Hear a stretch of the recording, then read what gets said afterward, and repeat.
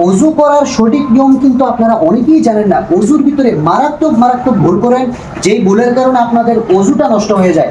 আজকে আমি প্র্যাকটিক্যাল ভাবে আপনাদেরকে অজুটি দেখিয়ে দিচ্ছি কিভাবে আপনারা অজু করবেন। প্রথমেই যদি আপনাদের মেসওয়াক থাকে তাহলে হালকা মেসওয়াক করে নেবেন। আমার যেহেতু মেসওয়াক নেই তো আমি আঙ্গুল দ্বারা মেসওয়াক করে দিচ্ছি। এভাবে আলতো করে বাস, তারপরে বাম দিকে বাস, মেসওয়াক করা শেষ। যদি মেসওয়াক না থাকে এভাবে আঙ্গুল দ্বারা মেসওয়াক করবেন। এখন আমরা দুই হাতের কবজি পর্যন্ত তিনবার ভালো করে দৌত করে নেব। এটা সুন্নত। অজুতে কয়টা সুন্নত আছে সেগুলো আপনারা শিখতে পারবেন।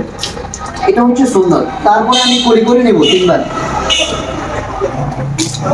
রমজান সারা আপনারা গড়গড়া সহকারে করবেন, আর রমজান যখন আসবে তখন গড়গড়া করা যাবে না। তো আমি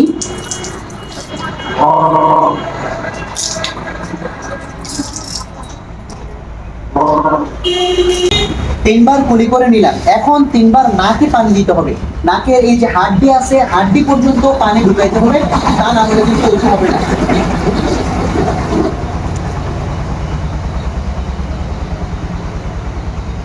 এই হাত দিয়ে, ডান হাত দিয়ে পানি দিবেন, আর বাম হাতের দুই আঙ্গুল দ্বারা ভিতরে ভালো করে পরিষ্কার করতে হবে। এই যে আবার পানি দিলাম, আবার পরিষ্কার করে নিলাম, আবার পানি দিলাম, আবার পরিষ্কার করে নিলাম। এইভাবে তিনবার করা হচ্ছে সুন্নত। তারপরে সমস্ত মুখ, একেবারে ইম্পর্টেন্ট যেটা খুব গুরুত্বপূর্ণ সহকারে, সমস্ত মুখ একবার দ্রুত করতে হবে। এটা হচ্ছে ফরজ, আর তিনবার দ্রুত করা সুন্নত। তো আমরা তিনবার দ্রুত করে নিব। এটা এখানে রাখলাম, হাতে একটু পানি নিলাম, এবার আলতো করে দিতে হবে। মনে রাখবেন অল্প পানি দ্বারা অজু করতে হবে, বেশি পানি নষ্ট করা যাবে না, কারণ অপচয়কারী শয়তানের ভাই। বাস, আবার পানি নিলাম, আবার বাস।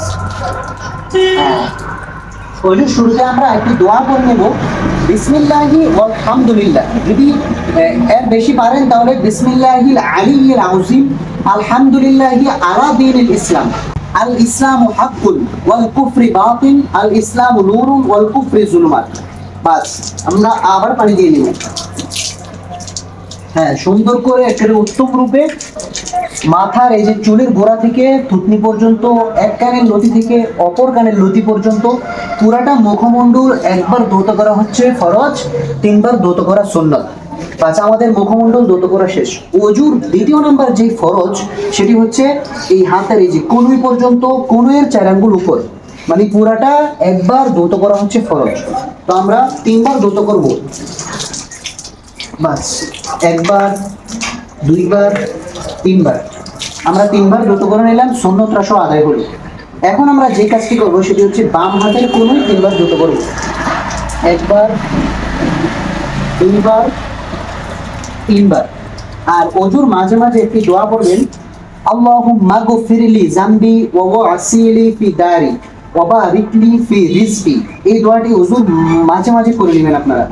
অজুর তৃতীয় নাম্বার যেই ফরজ সেটি হচ্ছে মাথা মাসে করা। আমরা অনেকেই কিন্তু মাথা মাসে করতে গিয়ে অনেক ভুল করে ফেলি। মাথা মাসে আপনারা এইভাবে করবেন, এখানে 3 আঙ্গুল, এখানে 3 আঙ্গুল, 6 আঙ্গুল দ্বারা এখান থেকে আস্তে করে টান দিবেন, সমস্ত মাথা একবার টান দিবেন, তারপরে এইভাবে একটা টান দিবেন। বাস, সমস্ত মাথা মাসে করে শেষ। আমাদের এখন কানগুলোকে মাসে করতে হবে এই 2 আঙ্গুল দ্বারা। খেয়াল করুন, ভিতরে দিয়ে আমি সুন্দর করে কানের এই যে পেঁচগুলো সহ, কাছে নিয়ে আসো, কানের এই যে পেঁচগুলো সহ ভালো করে, একেবারে ভালো করে ধৌত করে দিলাম, মাসে করে দিলাম। বাস, এখন এই 2 আঙ্গুল দ্বারা আমরা পিছন থেকে টান দিব কানের। আচ্ছা, আমাদের পিছন থেকে মানে এই 5 আঙ্গুলের কাজ শেষ। এখন এই উল্টা পিঠটা দিয়ে আমরা গর্দানটাকে মাসে করবো এইভাবে। এভাবে মনে রাখবেন, গর্দান এভাবে টান দেওয়া হচ্ছে মাকরুহ, আর এভাবে চাপ দেওয়া হচ্ছে মুস্তাহাব। তো আমরা চাপ দিয়ে দিলাম, বাস, গর্দান মাসে করা শেষ। অজুর 4 নাম্বার যে ফরজ সেটি হচ্ছে পায়ের এই টাকনু পর্যন্ত ভালো করে ধৌত করা। আঙ্গুলের চিপা চাপা সহ আপনারা ভালো করে ধৌত করে দিবেন, যাতে কোনো অংশ শুকনো না থাকে, সম্পূর্ণ অংশ যাতে ভিজা হয়। বাস, আমাদের ডান পা ধৌত করা শেষ। এখন আমরা বাম পা ধৌত করব।